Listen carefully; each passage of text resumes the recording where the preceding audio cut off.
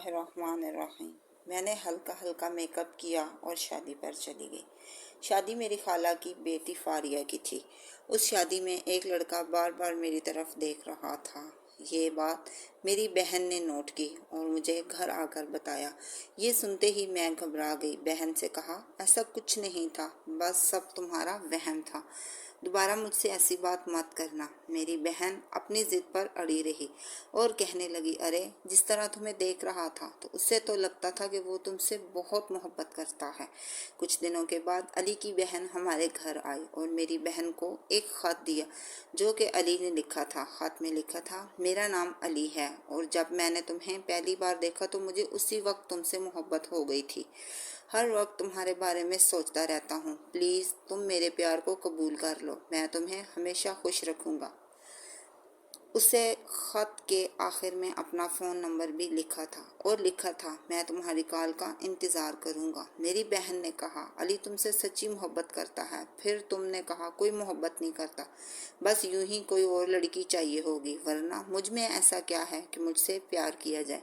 मेरे घर वाले मॉडर्न थे। मेरी अपनी बहन के 2-3 लड़कों से दोस्तियाँ थीं और हमारे घर का लाइफस्टाइल भी ऐसा ही था। इस बात को मायूब नहीं समझा जाता था, मगर मेरा रुझान शुरू से ही इस्लाम की तरफ ज़्यादा था। ये सादा से कपड़े पहनती और सर पर दुपट्टा लेती थी, जबकि हमारे सोशल सर्कल में इसे जाहिलाना तस्वुर किया जाता था, जिसकी वजह से मामा को हमेशा ही मुझसे शिकायत रही है कि मैं उनके लिए शर्मिंदगी का बाइस हूँ। इसीलिए मुझ पर बाकी बहनों से भाइयों से ज़रा कम ही तवज्जो देती।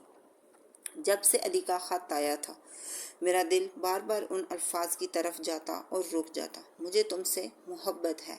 और फिर एक दिन मैंने अपनी बहन से कहा, मुझे अली से बात करनी है। मेरी बहन ने उसका नंबर मिलाया और फ़ोन मुझे थमा दिया। अली ने कॉल अटेंड की, मगर मैं खामोश थी। मुझे पता ही नहीं था कि मुझे उससे क्या बात करनी है।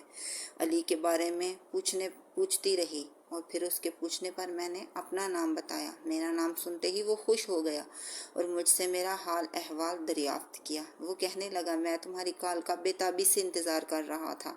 मैंने उससे झट से पूछा, मेरे जैसी लड़की से ही प्यार क्यों, जबकि मुझसे तो मेरे घर वाले भी प्यार नहीं करते। उसने कहा, तुम खूबसूरत हो, तुम्हारा किरदार बहुत स्ट्रांग है, तुमसे तो हर कोई मोहब्बत करेगा, इसलिए मुझे भी तुमसे मोहब्बत है और मैं तुमसे ही शादी करना चाहता हूँ। अली की बातें मुझे बहुत अच्छी लग रही थी, मुझे वो अपना सा लगा। फिर मैंने उसके लिए ख़ुद को बदलना शुरू कर दिया। अब उसे हर रोज़ फ़ोन पर बातें करती। मैं जिस प्यार के लिए तरस रही थी, मुझे वो अली से मिला। प्यार का रंग ऐसा चढ़ा कि मैं बदलने लगी और मॉडर्न कपड़े पहनने लगी, क्योंकि उसे मॉडर्न कपड़े ही पसंद थे। फैमिली में मेरी कोई बात नहीं सुनता तो मैं भी पलटकर उसे खूब सुनाती। अली के प्यार ने मुझे बहुत ताकत दी, पर मैं उस बात से तो अनजान थी कि मुझसे ये प्यार बहुत जल्द छिन जाएगा। अली का घर मेरे घर के पास ही था। एक दिन अली ने मुझसे मुलाकात का कहा। ये सुनकर मुझे बहुत बुरा लगा और मुझे गुस्सा आ गया। मैंने अली से कहा, ये शख्स शादी से पहले ठीक नहीं है। मेरी बात सुनकर अली मुझसे नाराज़ हो गया और मुझसे फ़ोन पर बात करना बंद कर दी। वो जैसे ही मेरा फ़ोन पर नंबर देखता उसे काट देता।